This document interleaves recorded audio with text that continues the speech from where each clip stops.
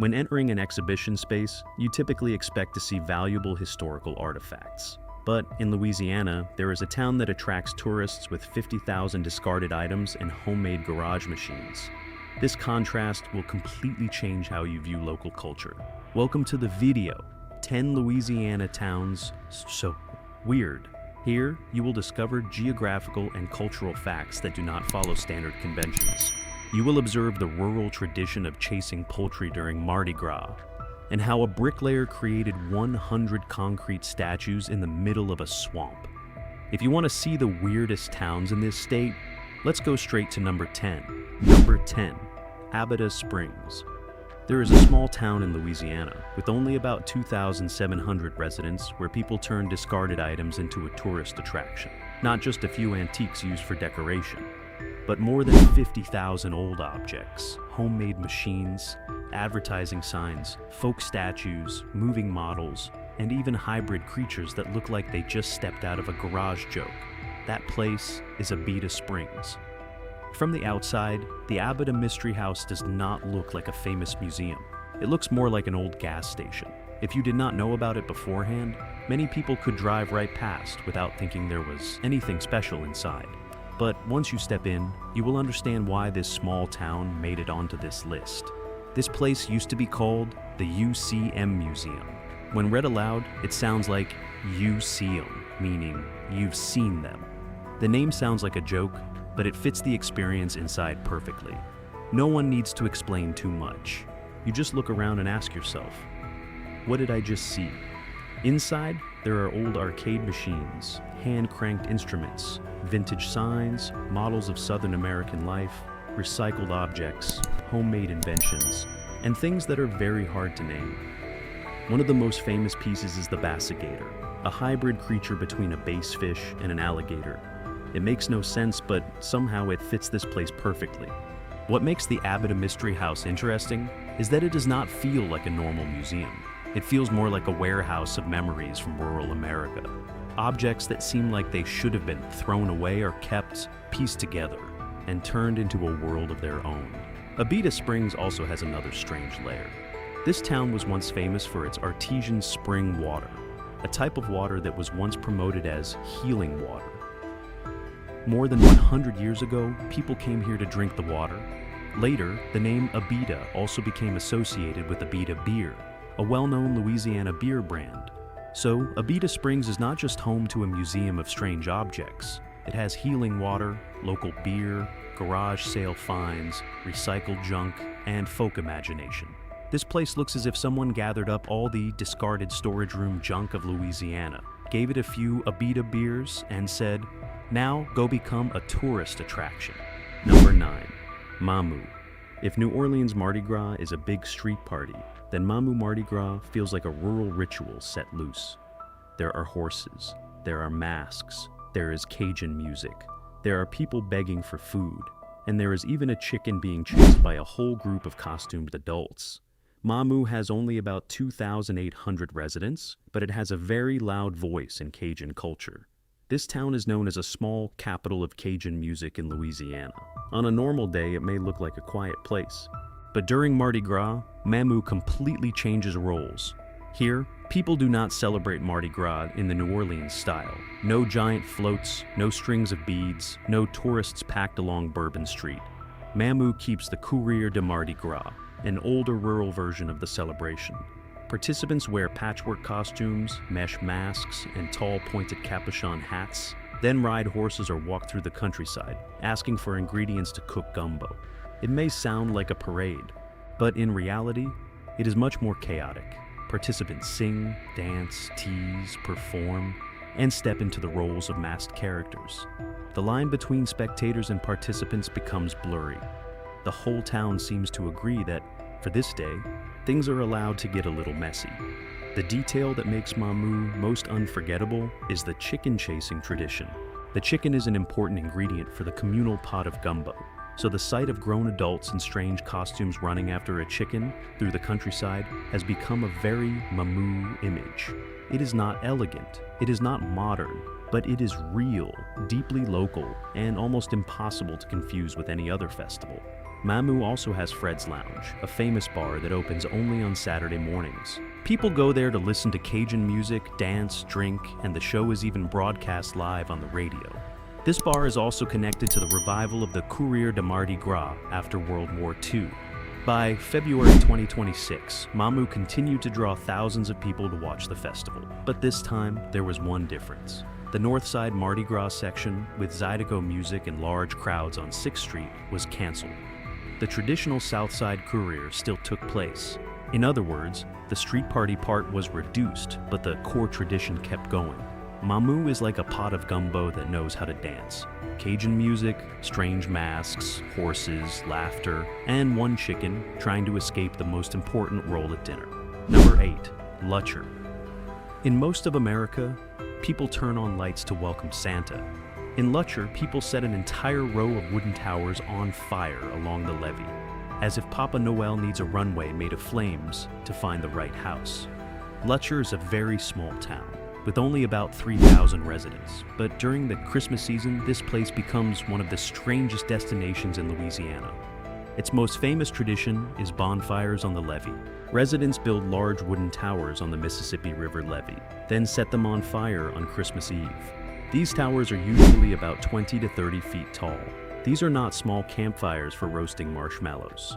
These are prepared structures with clear shapes, built by hand, supported by local effort, and watched by an entire community waiting for the moment they burst into flames. From a distance, the Mississippi levee looks like a giant string of Christmas lights.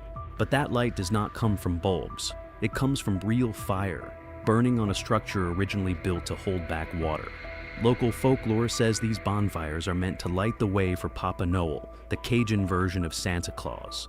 This is the detail that makes Lutcher very different from an ordinary Christmas town. Papa Noel is no longer just a generic North American Santa Claus. He becomes a figure traveling along the Mississippi River, needing the local people's firelight to find the right homes. After Thanksgiving, across the river parishes, families and groups of friends may build nearly 200 bonfires along the levee. Their shapes have also become more and more creative. Some places build wooden pyramids, others create steamboats, alligators, pelicans, fire trucks, or local symbols. The Festival of the Bonfires in Lutcher takes place before Christmas, with live music, Cajun food, crafts, carnival rides, and a previewed lighting on the levee. But the roots of the festival are not about stages or tourism. It began as a family and neighborhood activity, then gradually grew into a tradition for the whole region. This shows that Lutcher is the kind of town that deeply values community. A bonfire does not appear on its own. Someone has to build it, someone has to tend the fire, and someone has to pass down the way it is done. In Lutcher, Christmas is not just a holiday. It is the moment when the whole town says, "We are still here, and we will light up the riverbank in our own way." Number 7. Henderson. Henderson is strange because just a few minutes after leaving the dock, modern life almost disappears. No more streets, no more cars, no more feeling of an ordinary small town. In front of you are black water, cypress trees, Spanish moss, water birds, and alligators lying still like pieces of wood. Henderson has only about 1,600 residents, but it sits in a very special position. The gateway to the Atchafalaya Basin, one of the largest swamp regions in Louisiana. For tourists, this is the starting point for swamp tours. For locals, that water landscape is part of life, work, and the rhythm of their daily schedule. What is unusual is that Henderson does not live only by the weather, it lives by the water level. A normal day here is not measured only by sun or rain. It is also measured by whether the water is high or low, whether boats can go out, whether the dock can be used, and whether the tour route has to be changed. When Henderson Lake is drawn down, many familiar waterways change noticeably. Some sections become shallower. In some places, mud is exposed. In others, tree stumps rise close to the surface. Boaters have to slow down. Fishermen have to choose different spots. Swamp tours have to avoid sections they used to travel through normally. If the water drops sharply, launching boats also becomes more difficult. Docks, boat launches, tour operations, and fishing activities are all affected. This is not some distant issue. For Henderson, it means money, time, tourists, and livelihoods. But high water also has a downside. It helps boats move more easily, but if it stays too high for too long, flood risks begin to appear.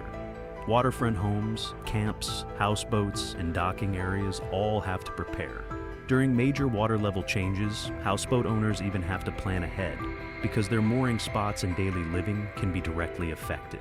Henderson also has another strange side beyond the swamp. In 2019, the town was mentioned in debates over traffic fine revenue, with about $1.7 million in fines, equal to 89% of its general revenue. So, Henderson is not just a beautiful town beside the swamp. It is a place where roads, work, tourism, boats, and even the feeling of safety all have to negotiate with the water every day. Number 6. St. Francisville. In St. Francisville, during the day, you can stroll through small streets, charming shops, historic homes, and quiet rows of trees. But at night, many people pay to step into a plantation more than 200 years old and listen for any strange noises on the staircase. St. Francisville has only about 1,800 residents. From the outside, this is a very gentle small town, located near the Mississippi River, and about a 35-minute drive from Baton Rouge. It has that familiar southern charm: old houses, historic sites, a slow atmosphere, and the feeling of a place made for a weekend trip. But the reason St. Francisville appears on this list is the Myrtles Plantation. This antebellum house was built around 1796. Today it is a tourist attraction, a bed and breakfast, and a place promoted as one of the most famous haunted houses in America. What makes it strange is that the haunting here is not just a word-of-mouth rumor. It has become part of official tourism. Guests can take guided tours, self-guided tours, and even evening mystery tours on several days of the week. In other words, in a quiet, small town, the idea of hearing strange footsteps inside an old house has been packaged into an evening experience. The Myrtles has a very clear contrast: beautiful architecture, long verandas, antique furniture, chandeliers, stained glass. A place like this should be remembered for its elegance, but many people remember it because of the feeling that someone is still there. Recently, the Myrtles has also moved more clearly in a farm-to-table direction. They offer a farm and garden tour covering the landscape, architecture, sustainable farm, animals, and future plans for the property. The farm provides heirloom vegetables, herbs, fresh eggs, and honey for Restaurant 1796, a wood-fired restaurant located right on the grounds. That makes this place even stranger. By day, it is gardens, good food, warm lighting, and a beautiful weekend setting. By night, it is ghost tours. The Myrtles feels like a farm-to-table restaurant, where the chef picks herbs from the garden, while guests eat and wonder whether the footsteps upstairs belong to the staff or to someone from the century before last. Number 5. Chauvin. Chauvin has a garden that, at first glance, looks like an art attraction. But the longer you look at it, the more it feels like a question no one has answered. This town is very small, with only about 2,500 residents, located in Terrebonne Parish.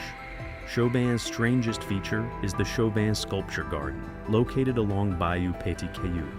It was not created by a major museum or a group of professional artists. It was created by Kenny Hill, a bricklayer who lived quietly beside the bayou. Kenny Hill arrived here in the late 1980s. At first, he lived simply on a piece of land by the water. Around 1990, he began building concrete statues. No one expected that it would turn into more than 100 works. The statues in the garden are not gentle. They carry a very clear religious tone. There are angels, suffering figures, images of salvation, heaven, hell, and faces that seem to be holding something unspoken. As a whole, the place feels like a folk Bible built out of cement in the middle of the Louisiana wetlands. The most striking part is the tower, about 45 feet tall. It is covered with figures and sculpted details. The tower makes the garden look like an outdoor church, but not the peaceful kind. It feels like something built by a man with too much inside his head. The story became even stranger in 2000. Kenny Hill left Chauvin. He left behind the garden, left behind several unfinished works, and then disappeared from his own creation. Some explanations say he was forced to leave the land. But the deeper reason is something no one really knows for sure. Maybe he did not leave because he was tired of it. Maybe he had already built what he needed to build. At first, a few statues may have been personal ideas, but over time, the garden began to feel more like a conversation with God, with guilt, and with salvation.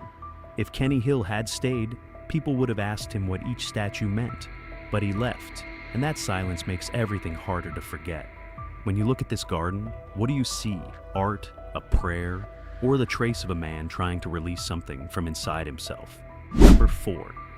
Butte La Rose. Butte La Rose is strange, because this place is not just located next to water. It sits right inside a system designed so that water can pass through. This is a small, unincorporated community in St. Martin Parish, located within the Atchafalaya Basin, near the Atchafalaya River and massive levee lines. What makes it special is that Butte La Rose is the only community in St. Martin Parish that still lies between the levees of the Atchafalaya Basin. In simple terms, many other places sit outside the protective earthen wall, but Butte La Rose is almost trapped inside the zone where water is allowed to flow through when the system needs to release pressure. Since the 1930s, the Army Corps of Engineers has built 2 long levee lines through the Atchafalaya Basin. That turned a seasonally flooded river region into a spillway about 15 miles wide, sitting between 2 walls of earth. This is what makes Butte La Rose completely different from an ordinary riverside community.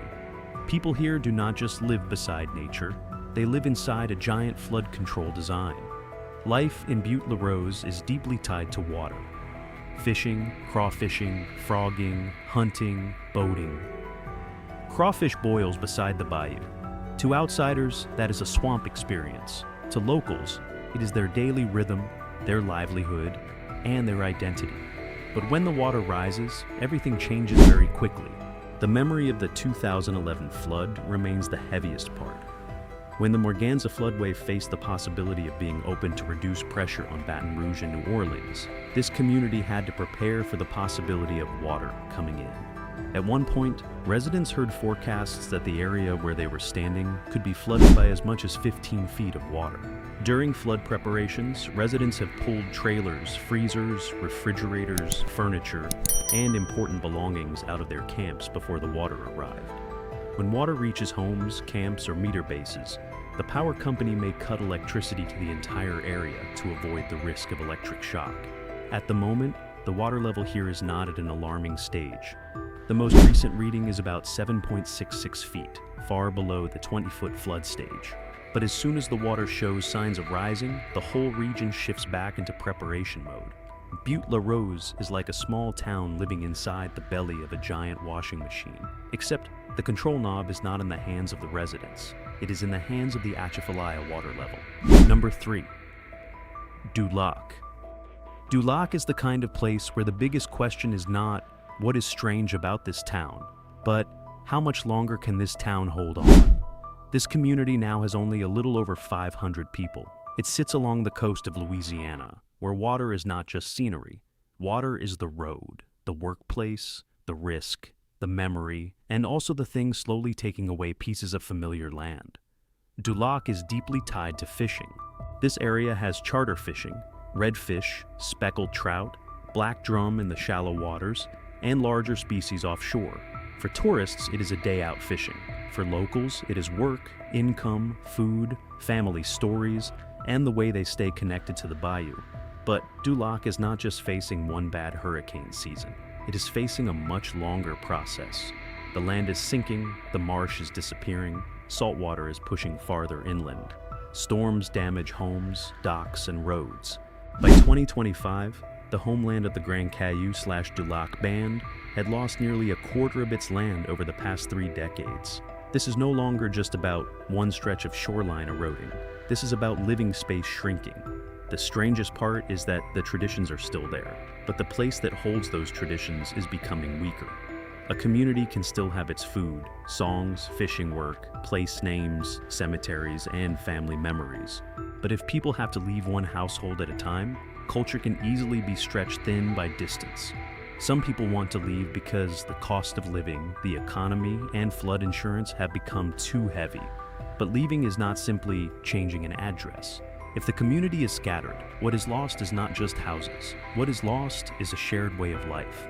In 2025, the Lake Boudreaux area near Dulac saw a small restoration effort.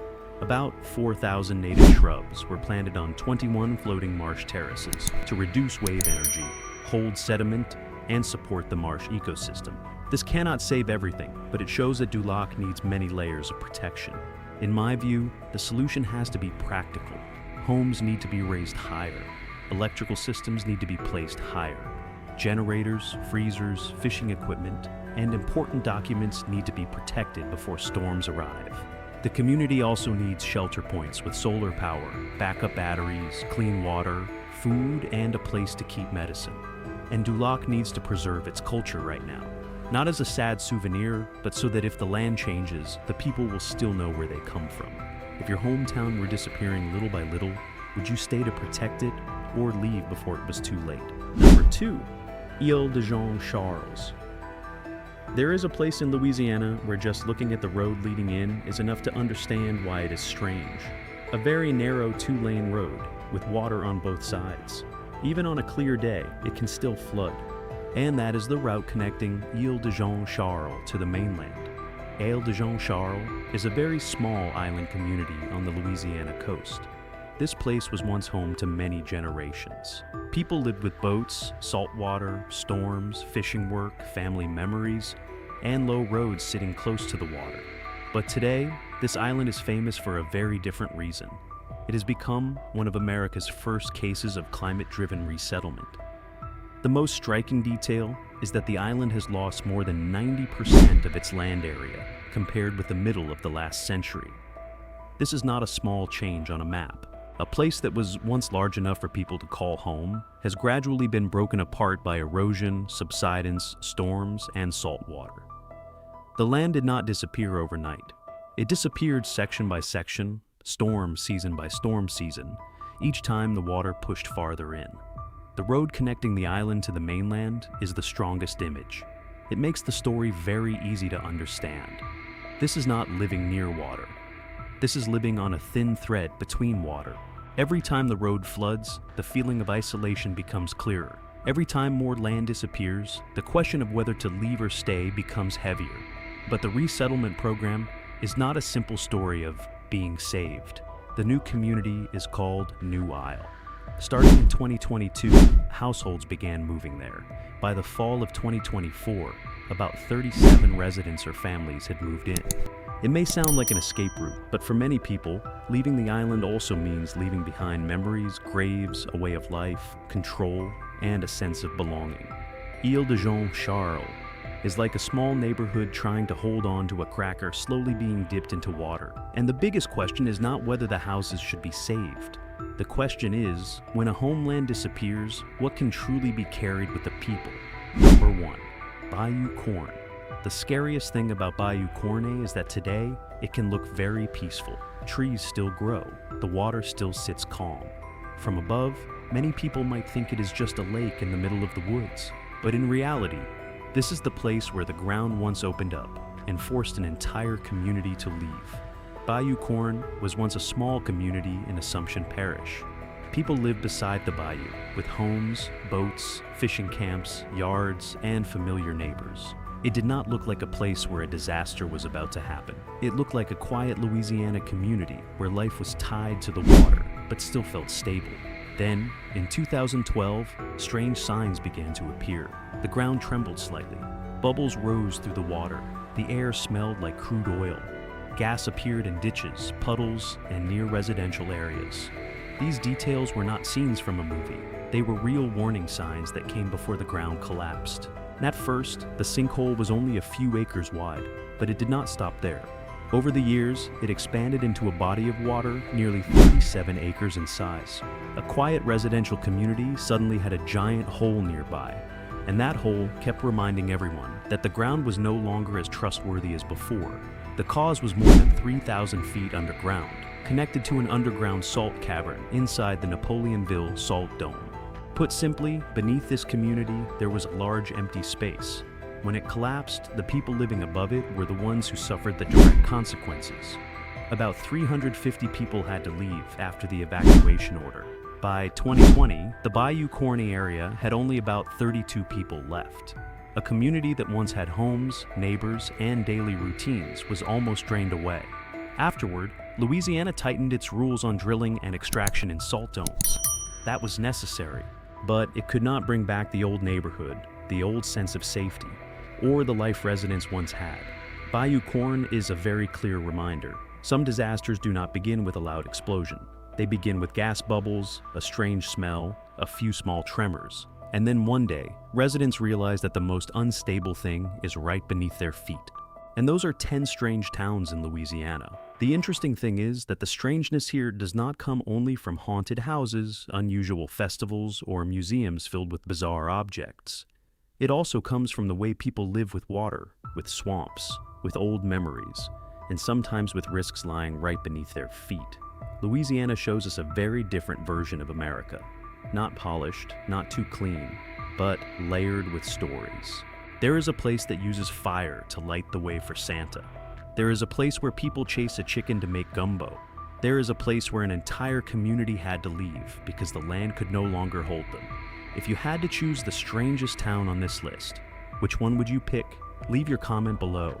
And if you want to keep exploring more strange towns, cities, and stories across America, do not forget to watch the next videos on this channel.